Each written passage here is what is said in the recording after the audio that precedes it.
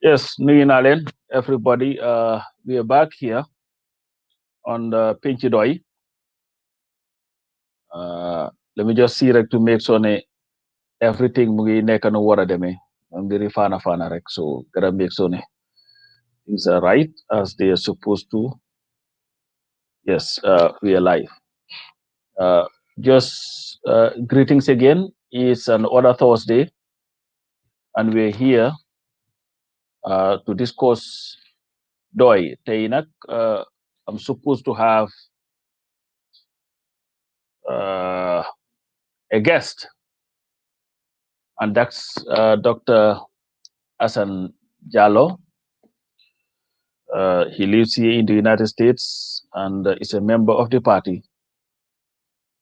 Uh, I have a special guest, Sidia. I think it needs to be edited. I don't know how to do that, but I didn't just bear with me. Uh, Maybe Esa would fix that. But the special guest today is not Sidia. The special guest today is supposed to be Dr. Asan. But anyway, I just pull my door to know you everybody and to also thank everybody because I am really inundated with all the love that I'm getting today because it happens to be my birthday and this is not April Fools. I'm not anybody will think that's what it is. And to also take this opportunity to wish uh, Honorable Usman Silla uh, a happy birthday as well because Mohammed Taylor birthday. So it's a wonderful day, and I think April. Only the great people were born in April. Ñeneen ñi yëpp bul worry. And actually, in the next 2 days, it will be Halifa Saleh's birthday as well. So you see what I'm talking about. So really happy birthday to everybody. To everybody celebrating today. I know definitely Ki Usman Sila is celebrating it today, and Alaji Baro is also celebrating it today. So it is a wonderful day. It is a wonderful feeling, but it is also a day bi nga xam ne ni I believe ne one must reflect. Uh, I reach a milestone in my life, uh, and the thing that I've been thinking about, Moy, uh, as I am now at a point in my life where duma dunda fu mu nekk nii duma ko mën a dundaat. Definitely what I have left suma dunda bi foguma ne dina eggal lu ma dunda si àdduna. And then that brings the question pour ñu laaj suñ boppa. Uh, Throughout my life as a Gambian, it is important for us to ask ourselves, why is it that the Gambia has not been able to realize its potential throughout our lives? The sadness of it, Sibopam, must not be lost in any one of us. And then the question becomes, what are we going to do to make sure, after we are gone, that we would have left a society where Hamnini would not have to struggle as much as we did? If you look at Gambia, sadly, when individually we do extremely well, that is without doubt, individually. You go to any institution in the world, any respectable institution in the world, you'll find Gambians you find ligay and are doing extremely, extremely well for those institutions.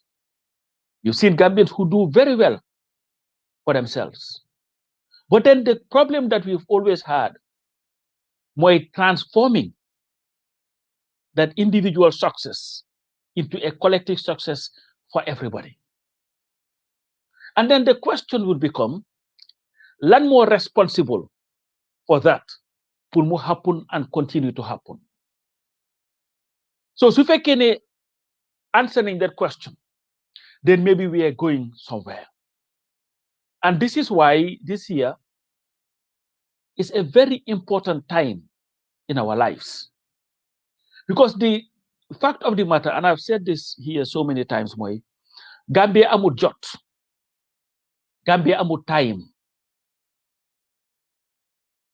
and the reason why Gambia amul jot te Gambia amul time mooy ne Gambia bam sosoo ba tey nitam yi ñu ngi nekk si coono te coono goo xam ne ni la ko indi du ñàkk jumtuwaay yu mun a faj coono ba déedéet waaye ay benn nit ñooy ak kii mu alali réew mi ak kii mu doole réew mi pour njëriñ seen bopp te du njëriñ nit ñi nga seet Gambia tey after 56 years of independence ni ñaa ngi si coono rek lopitaan bu correct mënuloo ko am si dëkk lekka yu correct mënuloo ko am si dëkk dëkkuwaay bu correct mënuloo ko am si dëkk jàngookaay yu correct mënuloo ko am si dëkk te ñu ngi am ay xale yu ndaw yu bari ñoo xam ne ni tey ñoom la ñoo ooyee the youth ñi nga xam ne su fekkee ne Gambia dañ ko xaaj téeméer ya juróom benn fukka yaa juróom yi yépp ay xale yu ndaw lañ te seen ëllëg lëndëm ba bugg a dee te la ko lëndëmal mooy lan mooy nguur yi nga xam ne ñoom lañ fi musa am teg leen fii pour ñu mën a suqali si nit ñi si coono gu nekk sampa fi li nga xam ne mooy njëriñ ni so comme tey man suma bési juddu suma birthday the question bi nga xam ne moom lay laaj suma boppa mooy lan lañ war a mën a def to turn this problem that we have had in our country for so long. We have the capacity to do that. We have the human resources to do that. And we have the resources in terms of natural resources to do that. What Gambia has always lacked more leadership, true leadership, genuine leadership.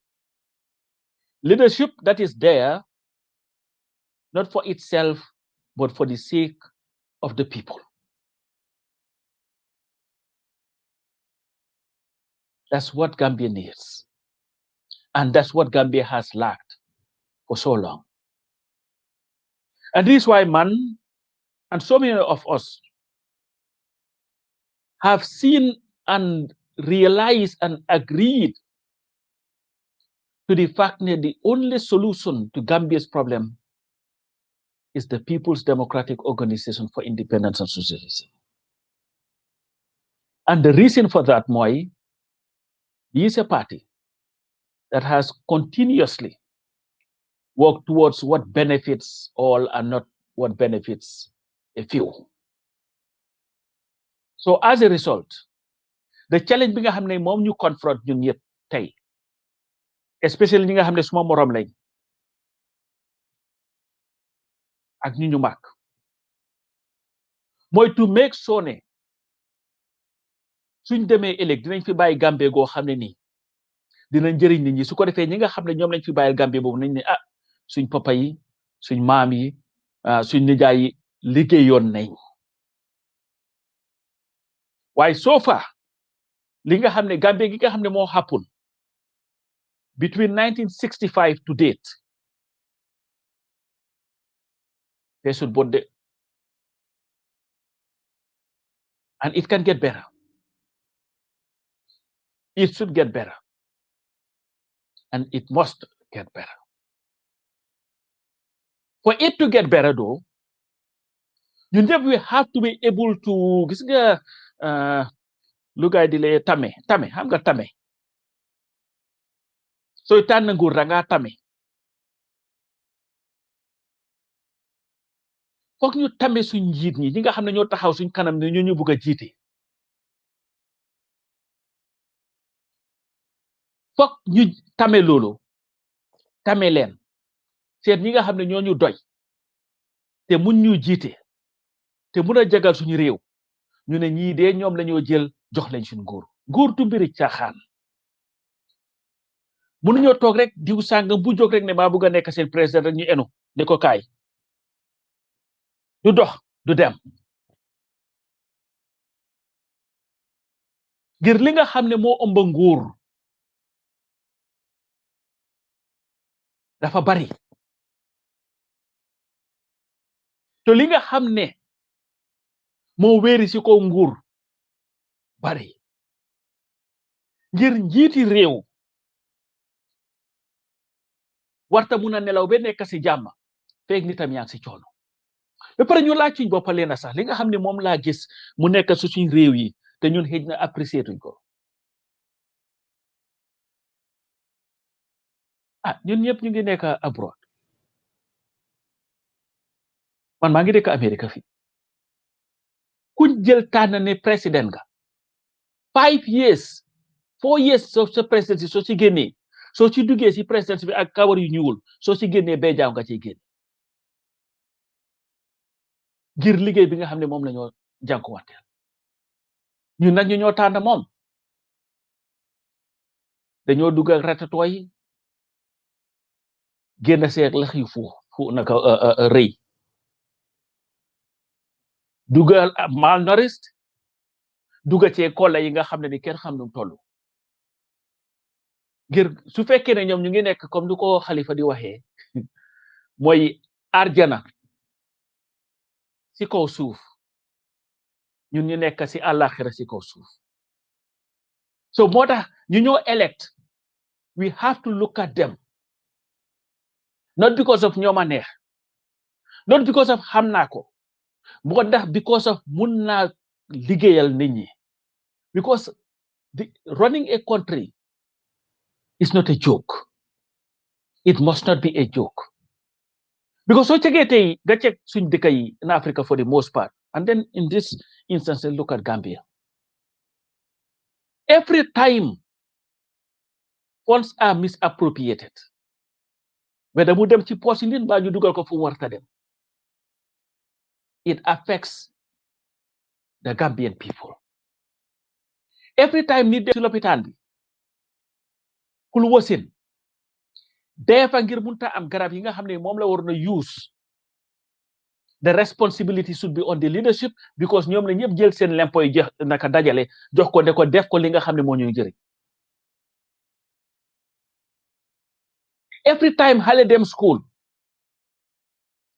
toog si suuf pour def school workam mbaa suñ xale yi di fail like what we've seen recently the responsibility should be on the leadership that was elected because we gave them a responsibility ñoo ñëw ne ñun de pour jagal réew mi nañ look at government very carefully man de maa bëgg a jagal réew mi ñu ne la waaw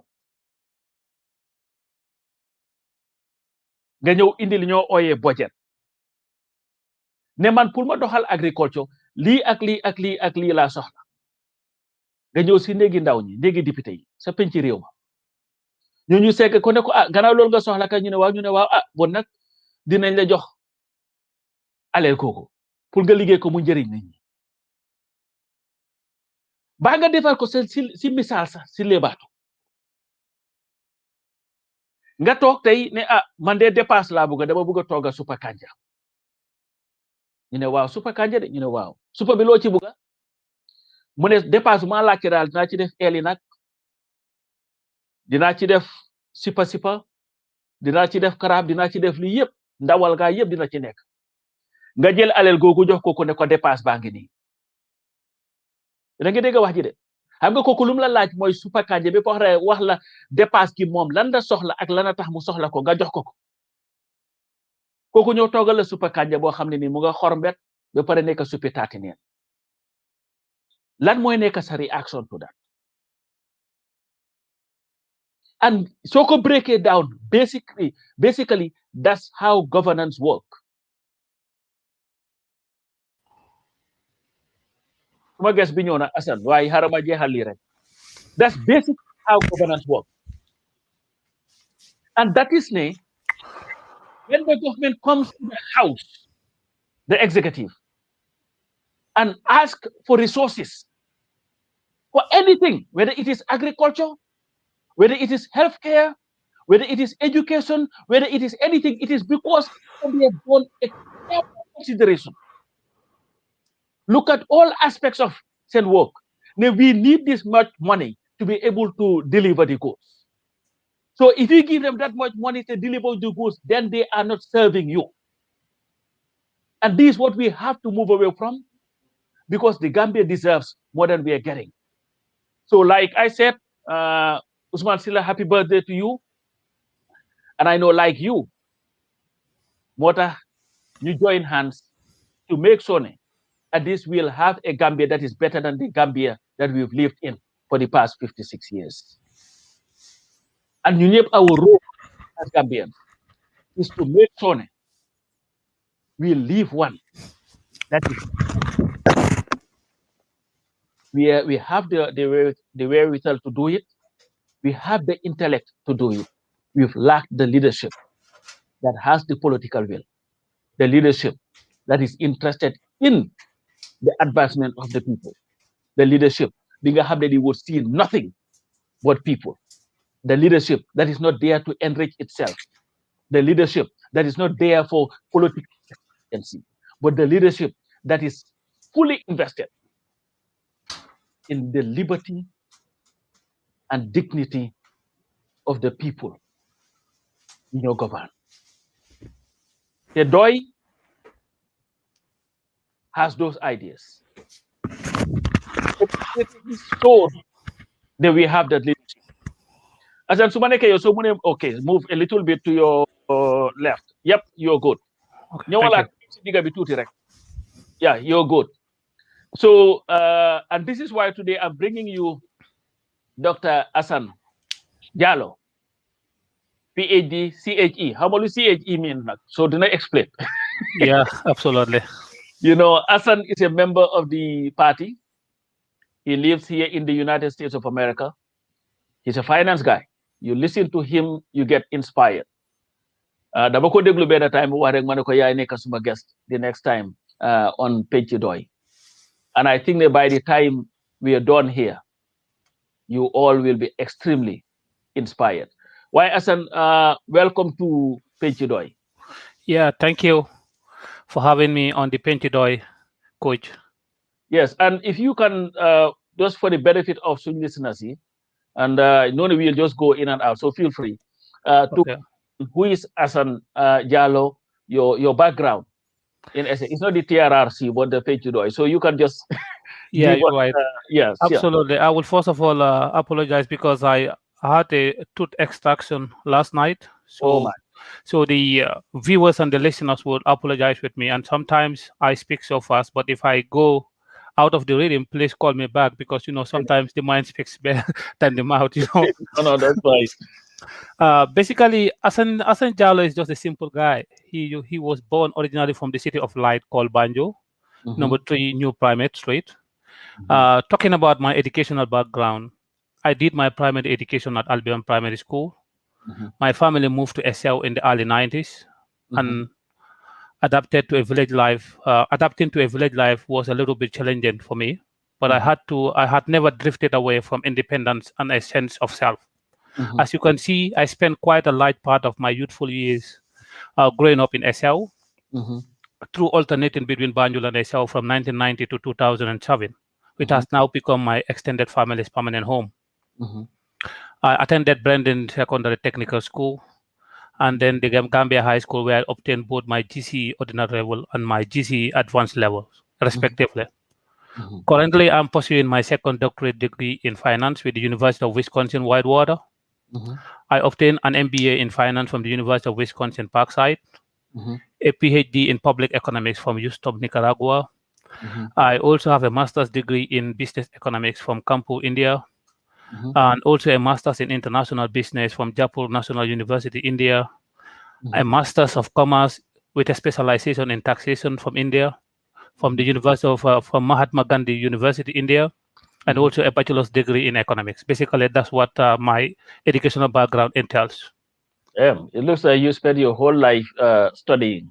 Absolutely. And then I also spent 2 years in the Republic of Benin because my maiden doctorate that I was doing in PhD in public economics also took me to Benin, where I spent 2 years. I lived and taught principles of economics, micro and macroeconomics, and entrepreneurship skills in Benin Republic, in Nicaragua, and also spent 3 years in Nicaragua and Costa Rica while pursuing my maiden doctorate. Wow. And on a professional level, I don't know whether you allow me to No, go dive ahead. in a little bit. Go right ahead. On a professional level, I'm currently working for an international think tank as the Capital Development Director.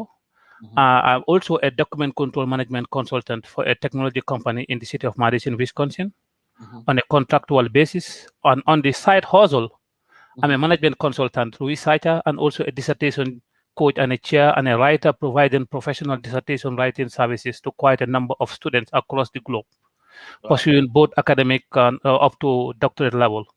I'm also an adjunct professor in business and finance. And also I have served previously as a production supervisor and also an assistant supervisor quality assurance in a food manufacturing plant in the United States. Overall, I have 15 years of experience as a tax professional. I had worked for the government of the Gambia from 2001 to 2014 prior to doing my doctorate degree with the Central Revenue Department, formerly called Income Tax Division, Ministry of Finance, and then the Gambia Revenue Authority, where I rose up to a senior level rank as a senior compliance strategy in charge of compliance program for the Gambia Revenue Authority, respectively. That's my background. Wow. Well, that is really, really impressive, and I think all Gambians that are watching will be very, very proud of you. And I think what I was just saying earlier in the human resources of Gambians, the capacity that we have to develop our country, and I think what you just said here is a true testament of that. But then here you are, a professional, and worked everywhere, studied everywhere. You know, like academically gifted. Like you cannot even keep up with the certificates. But the question that I need to ask you though is, why DOI for you? Why DOI?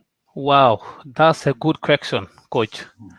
The reason why I choose to join DOI, I chose DOI because the party's vision, mission, and transformative agenda called Gonga for a better, developed, enlightened, sovereign, and a democratic Gambia resonates well with me. And then if you see, it also aligns well with my wishes and aspirations for the Gambia I want to see in the Committee of Nations. A Gambia where every citizen is part of the development process, you know, in our different walks of life. That is the Gambia where citizens' legitimacy is derived through sovereign rights as provided by our national constitution that allows effective citizenship, participation, and involvement in the democratic process to direct and charge our country to right pedestal and cause for sustainable growth and development based on the guiding principles of shared economic prosperity. If you can see, DOI as a party is founded on the fundamental principles to enlighten, raise awareness, empower, and ensure that the citizens understand and take charge of their destiny, safeguard, guarantee, and protect their national sovereignty and independence. And the DOI focuses on a development paradigm that is centered on prospecting and harnessing our human and natural resources for public use to better provide social services, build our infrastructure, create meaningful jobs, and be able to sustain our development finance in terms of investments and loans repayment. That's basically why I joined DOI. Okay, but you see, interestingly, there are some, you live in the United States, a supposed capitalist country, who will tell you, you know what, with DOI's model, its system, its policies, its programs may not be ideal for the Gambia that you're talking about. Why do you think that DOI's economic model, you are a finance guy. Basically, I know you've written something about that before. Yeah, but yeah. why do you think that works better for the Gambia? Yeah, that's an interesting question. And then people need to understand, you know, when you're attempting to understand the DOI socialist agenda and model of development, you don't have to hold a prejudice against DOI because it also anchored something like socialism. But you need to understand and reason well, because sometimes when you're reasoning, you reason with your mind and not with your heart. And when you reason well and also do some required research, and then that are also fact-based and also data-driven, you begin to understand why the socialist agenda of the PDOIS is the right approach for the Gambia. Let me allow me to Oh, dilate go more. ahead. You have time. Go ahead. If you can see, the PDOI socialist agenda is the right development cure for the Gambia's restoration on issue-based policies that are generated through the windscreen of pragmatic concerns and ideations, not to an ideology, but comprehensively within the context of numerous issues faced by our society in finding alternatives to those challenging problems in our lives. And by extension to society, to shoulder a productive, conversation based on conscience and decency in the realm of democracy, good governance, sovereignty, transparency, accountability, and independence. It is the only reassuring restitution to what we had lost since independence, and in guaranteeing our sovereign wealth hijacked by the intrusion of faulty development theories and models by economic vultures. I call them economic vultures because they knew why they don't want the socialist model, because they want to capitalize on themselves, because they only look at where the resources of the economy is based on few hands at the expense of the majority, and that's not right. That's the reason why when people try to argue on a socialist model, you cannot even imagine how could you say that the DOI socialist agenda is not the right agenda for the Gambia. You might be living in a different world, but if you are living in today's time, you understand that every country you see anchored their economic policies based on a socialist model. And then you can also look at under the pretext, because they came up with the pretext of privatization, and that the government's role should only be limited. That is, the government should stick to fixed market. Are you kidding me? And not to create, shape, and shape them? Wow, that's interesting. Who will tell you that the government should only limit its role only to fixing the market, not creating and shaping them? That's interesting. And one thing that strikes my mind, with this kind of conversation is that is the flowy we had been brainwashed as the food basket of our historic dilemma for quite so long. A risky proposition, I would say, we had taken that had caged us in the dungeons of senile policies that lacks direction and any functional grips in their design and application, thus rendering us to the mercy of hopelessness, destitution, under the ropes of economic strangulation that has hijacked our conscience and reasoning abilities. Coach, you need to understand, and people need to understand that the DOI socialist agenda will work because it is anchored on the fluid traction that sovereignty resides in the citizens. Oh, yes. And then this assures the personal courage of conviction and belief that both the economy and society should be run democratically, to meet public needs, not to make profit for a few. To achieve a more just many structures of our government and economy must be radically transformed through greater economic and social democracy, so that the ordinary Gambians can participate in the many decisions that affects their lives. Coach, we need to understand the fact that the PDOI's socialist agenda, or TRM as others will call it, does not intend to eliminate private corporations. Now, elucidate on that. Yeah, the reason why, because they are not going to, eliminate private operations investment in the economy, but rather making a spirited, as the government pursue the trajectory of national development as a spirited entrepreneurial agent, while bringing private corporations under greater democratic control and supervision to ensure that they play their critical roles as provided by the state through the use of government's regulations and tax incentives, which is geared to encourage companies to act in the public interest and not to their shareholders. That is because the PDOIS model represents a genuine, reordering of a long-established relationship between the public and private sectors. I can attest to the fact that socialism encompasses the ideal of economic, political, and civic democracy, where people have the resources they have to make it in their respective communities, and by extension at the national level, with the absence of any form of prejudice on the means of productions and wealth distribution, thus guaranteeing the necessities of all the basics, all the basic necessities of life, regardless of social class, age, gender, ethnicity, religion, and place of origin. Please allow me to share a context regarding the preacher of the free market doctrine, the United Mhm. States. Mhm. The US is not what it seems to be, as thought of by many pundits who try to downplay socialism and linking it to communism and deprivations of human rights. The US, as you can see, it has anchored it has anchored its development challenges based on certain things that are required based on the economy the US is driving at. Mhm. What I'm trying to say here is the US is not what it seems to be, because the US is a mixed economy. We need to understand that the US is a mixed Mhm. economy. It's a mixed Mhm. based economy that is driving based on a socialist agenda and a capitalist agenda. Mhm. And a socialist model focuses not only on exploiting resources for the public interest, Mhm. but also on ensuring the critical human development is pursued with a sense Mhm. of collective responsibility and mutuality. Mhm. As you can see, the preacher of what we call the capitalist state or the free market doctrine had Mhm. been directing large public investment programs in technology and innovation for decades that underlie its past and current economics. Mhm.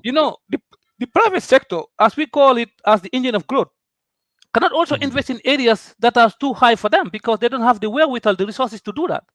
And then you only need the government to do that. And this is what the preacher of the market doctrine has done for quite so long. From Mhm. the internet to biotech and even shale gas, the US has been the key driver of innovation led growth, willing to invest in the most uncertain phase of the innovation cycle and let business hop on. This is what the US has done. Mhm. We aren't doing that either. And thus, we pride our development models on the massive political announcement touted with the private sector is the engine of growth. The private sector is a critical partner in development, and Mhm. it cannot do most if the government or state fail to be entrepreneurial in design and application. And then the PDOIS socialist agenda is trying to make sure that the government is entrepreneurial, is also going to invest into the productive base. And that's very critical. You cannot allow the productive base to be hijacked by the private sector who only are there for profit maximization. We need to Mhm. understand and draw a line on that. The Mhm. government has a role to intervene in those areas so that it can also invest in those critical areas so that it can enhance and develop what we call a sovereign wealth. How do you develop and maintain that sovereign wealth if you don't understand the wherewithal, the principles of economics and finance?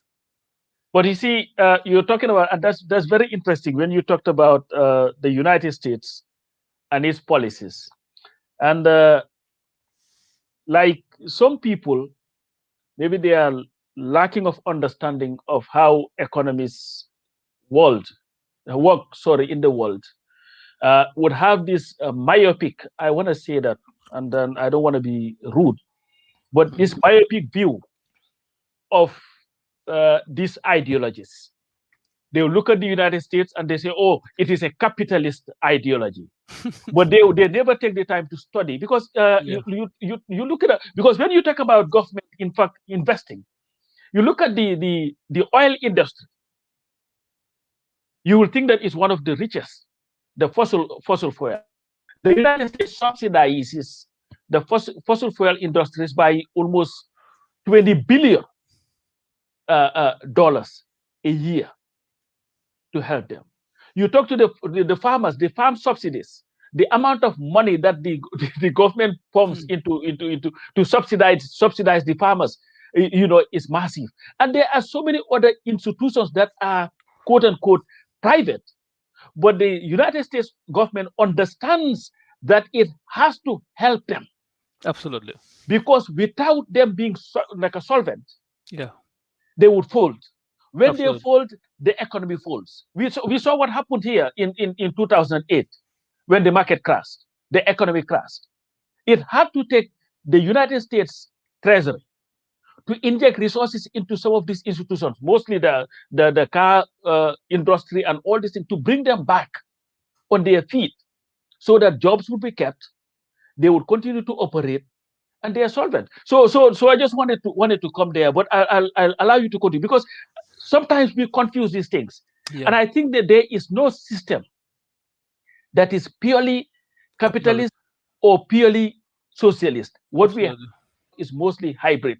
Absolutely. Even if you look at China, Absolutely. It's a China state is supposed to be, capitalist. yeah, China is supposed to be a communist. That's what Yeah. they call. Yeah. But China has, how many billionaires does China have? Where do you become billionaires in a communist country? You're not supposed to. It's supposed to be the state controls the wealth. But here it is, they have a hybrid system where Yeah. people can operate their business and make their money. But the state is highly capitalistic, even though it calls itself a communist state. But I just wanted to come there so that you will continue. Yeah, absolutely, coach. You have raised a very critical, fundamental point there, and I will definitely concur with you on that point because we live in a world whereby we fail to do research, we fail to examine, we fail to investigate, and Mm-hmm, then whatever comes out because we are very lazy, I would call it, or mm-hmm, maybe we have a lackluster attitude whereby we don't read, and mm-hmm, then we don't even ham nga gestu dafa ba. Sometimes it's mm-hmm, also important because if you don't understand things, it's also good mm-hmm. to reason out because some of these systems, as we said earlier on, these are models that have been developed, and these Definitely. models were developed by individuals Mm-hmm, whose thought process were influenced by situations that they find themselves within those societies. mm-hmm, So even though in Africa and especially Gambia, we might also be growing up in the rural areas or in the city, but there are certain things that influence our thought processes.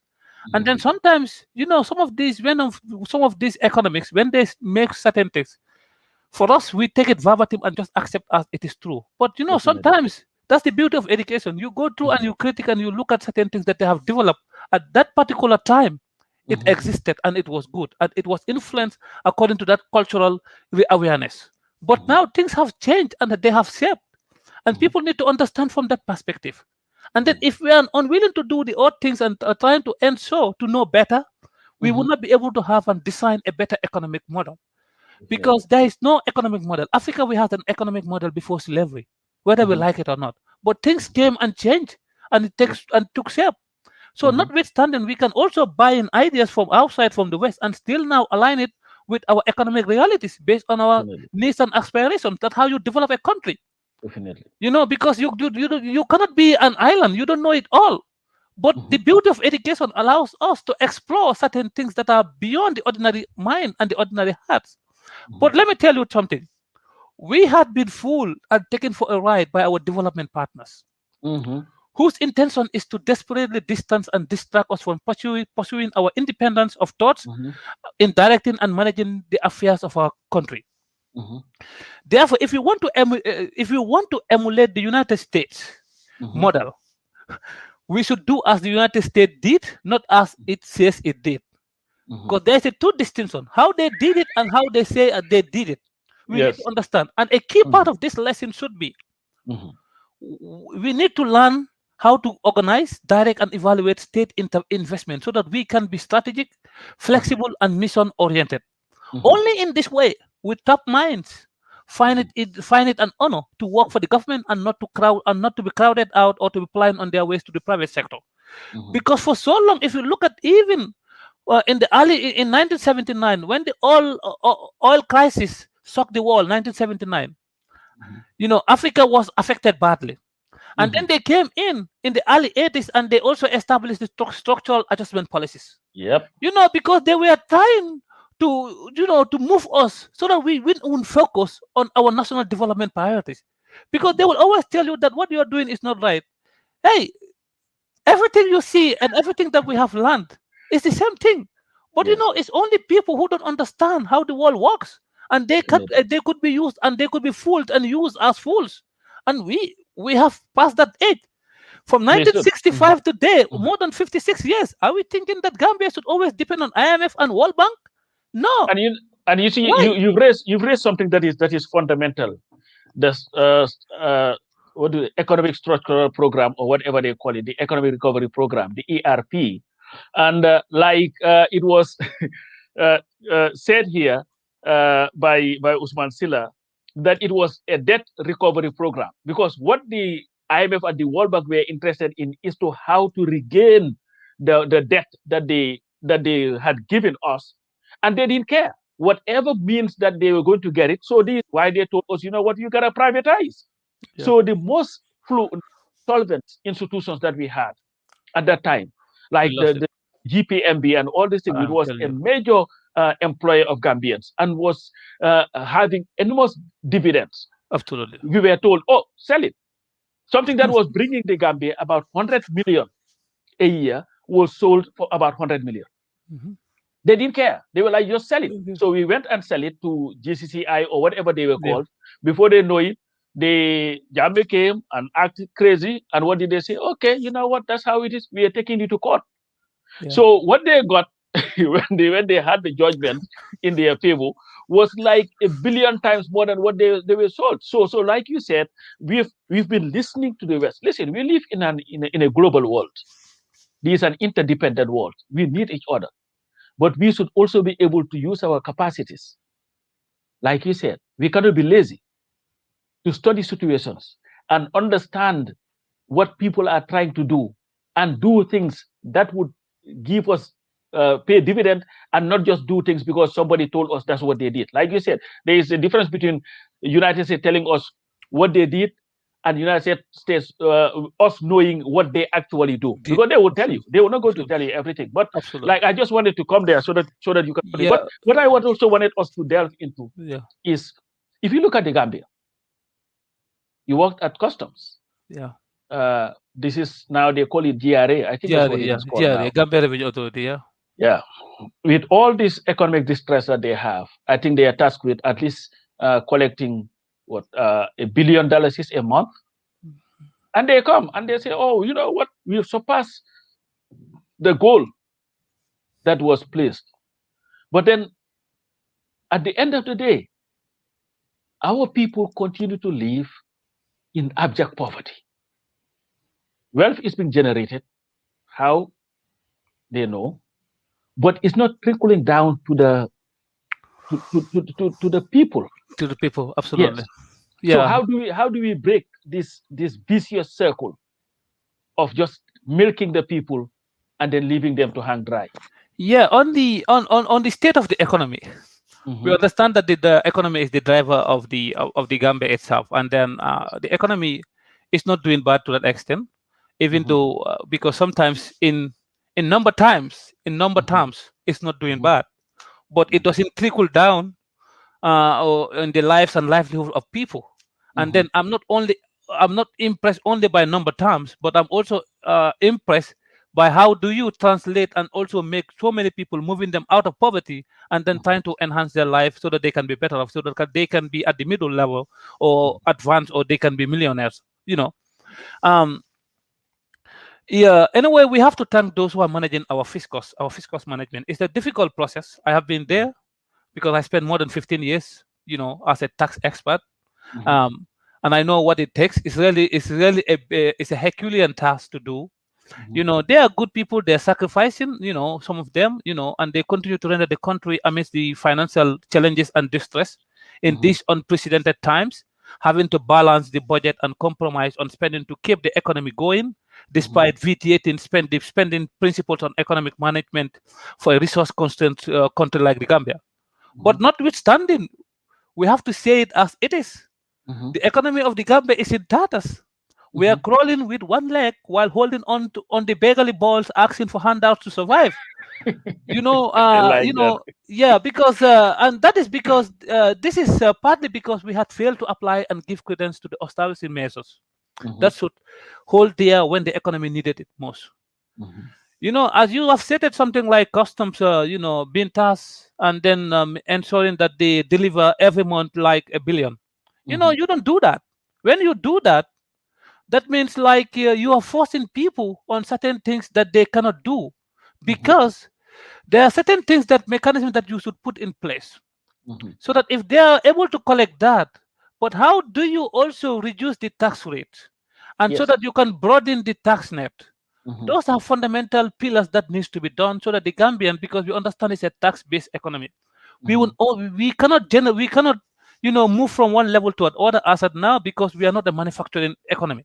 Yes. And as at now, that's what we have. Mhm, But in doing so, You don't have to milk the people to the extent whereby the people that gives you the resources, they can no longer, they are tired, because it means like you're coming to someone's home every day asking for, a handout, and the person realizes that he cannot be giving you fish every day. He will begin to fed up, and then you frustrate that person because you have already damaged all the wings that gives him that capability to fly, because you took all what he could even use to even invest in his business. So it doesn't work like that. The tax structure, the tax structure needs to be reviewed, need to be re-examined, and we don't need to listen to the IMF or the World Bank telling us what we need to do. We understand what we need to do as a country. There are people who are capable, they are competent, they are qualified, they have the knowledge, and they're in the country. I'm not talking about those who are even outside, but those who are down, they have it. But what is a consultant? A consultant is somebody who will come and borrow you your watch and tell you the time. So I'm a consultant, but you need to understand from that perspective. And then the World Bank, they will come. They don't understand your country. They don't understand the dynamics, the economic realities, but they will come to individuals that work into those institutions and tap their resources and advance it, because they represent the World Bank or the IMF, and then the Ministry of Finance and the government of the Gambia, under the leadership of the president, will also take those ideas, instead of Gambians don't have those flaring initiatives. It's high time. It's high time. Sometimes we need to be very nationalistic. We need to have a nationalistic agenda when it comes to economic management, when it comes to development. And if the country fail to do so, that simply means that we are suffocating to death, and then we will continue holding the hand out, begging for help. Isn't it sad that after 56 years, the budget support is, if you look at our economy today, is reliant on mainly on two things: budget support and remittances. Absolutely. That's it. And these are all external factors, even though the remittances come from Gambians who are abroad. But it's not anything that the government can control. Anything can happen, and those remittances can go down. Anything can happen, and the budget support would not happen. So it looks like like you said, we are crawling and holding a bowl, asking for handouts. But do you believe that giving what we have in our resources in that country, if harnessed, that the Gambia can build an economy that whose reliance would be more on what is derived from within than what is expected from outside? You say that we are not a manufacturing economy now, but how do we turn the things around to start manufacturing things, even though I believe we grow everything in that country? Yeah, absolutely. And then that's the reason why the PDOIS socialist agenda is the only way that will translate where we are to where we're supposed to be. Because the PDOIS socialist agenda is anchored on whereby you give the state as an entrepreneurial agent. Yes. As an entrepreneurial agent, so that the state can invest into the critical sectors, especially when it comes to manufacturing. We have so much wealth. If you tell, because the Gambia, even though we know that it's a resource constant country, we could do that, but we also have enormous resources that are yet to be tapped. Because if you look at our fishing, even the sea, our fishing industry alone can sustain that country. Yep. But why would they even come to the extent whereby we even go and even contract and leverage our fishing, our sea, to the EU? That's really concerning. That simply means that if people are moving, sometimes in every development stage, people, you move a step ahead, but it means Gambia, we're always calling back. We take a back step of 10 every minute. And that's not good for a country, because a country that fails to reason, a country that fails to act, and a country that does not want to be independent and sovereign, oh my goodness, I don't know what kind of a country are we driving at. Because in manufacturing, Gambia, we are not doing anything. Even when you look at the mango seasons, they lay bare and wasted. And those mango seasons, shouldn't we have a manufacturing industry that should even process our mangoes, and it can become juice, and then we can take it to the hotels? But every juice that you drink in that country comes from the West, when they don't even actually have the best mangoes that you can think of. Are you kidding me? And you know what is interesting, Doctor? is that what you're saying here, DOI has been preaching since its inception, 35 years of its existence. It's been telling the Gambian people that, you know what, the oceans, that the fruits that we grow, the vegetables, talking about how we can turn tomatoes into tomato paste, how we can use the mangoes and turn it into mango juice, how we can use the oranges to turn it into orange juice. We have everything imaginably possible. And look at even what you said about the ocean and the EU. I remember in the between 86 and of course 92, before 94 and all that stuff, there was something that Doy used to say. Can we just sit back and think that every time, at that time, it was a very long time, in the 80s, every time a fishing vessel was caught in our waters fishing, Yeah. they would pay $500,000. 500,000 at that time is like a lot of money. That's almost, it was at that time, it was close to $100,000, if you want to call it, because of there was not this much inflation. But these people will come back again every time. They will come back, they get caught again, they pay again. Yeah. Now you look at what we have in with the EU. Imagine somebody coming and telling you, you know what, I want to pay you dama la bëgg a fay $100 is pour sa mango bi daal su mango yi rotee rek bul worry man dinaa leen ñëw for Oh my yóbbu goodness. leen. So you should ask yourself, okay, why does he want to pay me that? Maybe I should for my own mango Yeah. and jaay ko and see what I'm getting, but it doesn't make sense. Absolutely. So I just wanted to bring that up. I know Yeah. I try to have this show not to go for more than an hour. So we Yeah. have about 8 minutes. So, you know, just you So can I just come. wanted to Yeah. also talk about the economy a little bit, because I Yeah, think go we right ahead. also we Go have right run ahead. out. We need to know that we also run out of steam and gas to drive our economy with optimal speed of growth, because we fail to reason with economic thoughts and allow to be consumed and hypnotized with a gargantuan proportion of emotional sectionalism to will our economy despite the crowding out and having contracted it amid the unprecedented public health crisis, economic and social challenges we are faced with as a country, among other things. And as of now, you can also see the ratio of government expenditure to gross domestic product stands at 21.14%. Our national debt amounts to approximately 85% of the GDP, with an inflation rate of about 7%. That is worrying. Allow me to make an emphasis on the public debt, which is an important measure of bridging the financial gap of the government, which is effective, which is in ensuring that its effective utilization leads to higher economic growth and helps a country to have a capacity to service and repay external and domestic debt. Therefore, having a manageable public debt is important. It's not bad, but having an effective management reminds us to be cautious on how to we spend against what we have. And then on the GDP as of now, it also seems to be encouraging. That isn't bad at 6%. But having a GDP that only reflects on a percentage in number terms does not feed people. Growth should be reflective of the lives and livelihoods of the people. Oh yes. Particularly of that of the poor farmer in the village. And then our recorded growth is nothing to be proud of as a country, because we continue to be poorer each day we wake up from our beds and fail to do the needful measures of our states of growth on health, happiness, progressive development that advance the cause of national development parameters in the areas of science, technology, and innovation.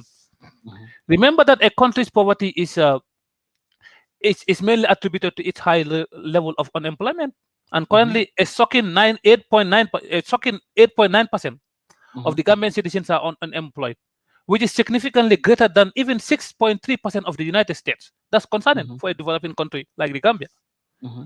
And then I don't know whether we have time, because I wanted to share some context on youth. Go ahead. Yes. On the youth, I think we also have certain things. The youth empowerment rate is approximately, unemployment rate approximately 13%.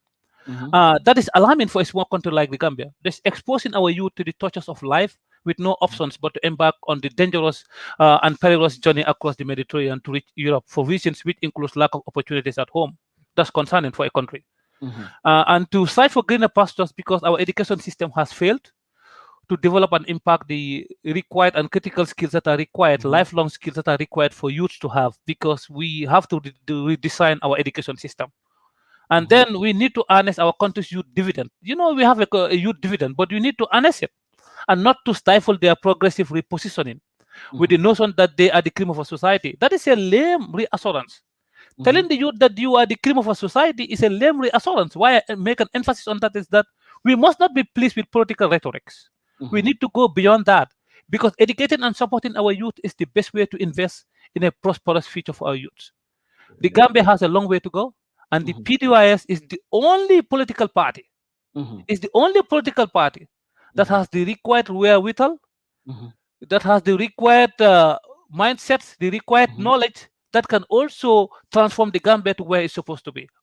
If we fail not to vote in for a PDOIS government, the Gambia will continue to be on the tortuous route and trajectory whereby we'll continue to be holding our begging bowls for handouts.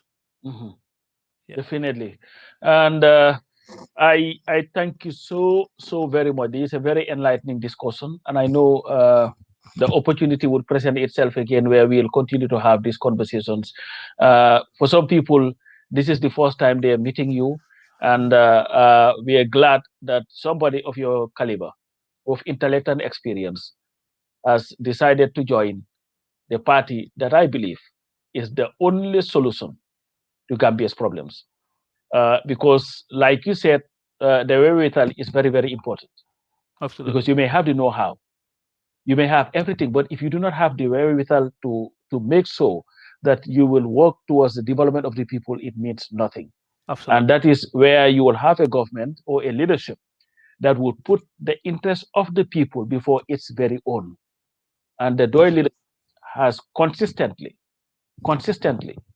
shown that they are capable of putting people ahead of themselves. And I think this is the difference between DOI and any other political party in the Gambia. And with that, I thank you so very much, Dr. Jallo. And this is really, really a pleasure to have you here. We could have continued here till the cows come home.